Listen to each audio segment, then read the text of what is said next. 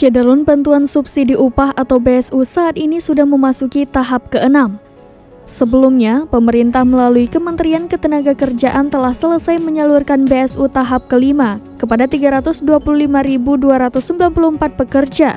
Subsidi gaji atau bantuan langsung tunai atau BLT sebesar Rp600.000 ini langsung ditransfer ke rekening pekerja melalui Bank Himbara, BSI Khusus Aceh, dan PT Pos Indonesia tanpa ada pemotongan. Diketahui, BSU ini masih akan terus disalurkan hingga target 14,6 juta pekerja di Indonesia mendapatkan BLT subsidi gaji Rp600.000.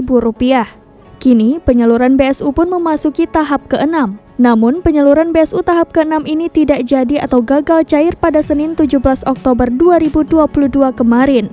Hal ini pun telah dipastikan oleh Sekretaris Jenderal Kemenaker Anwar Sanusi.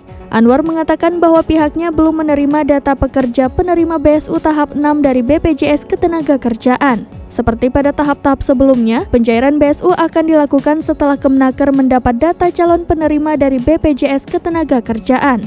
Biasanya data yang diterima minggu ini, pencairan baru akan dilakukan pada minggu depan setelah proses validasi data penerima.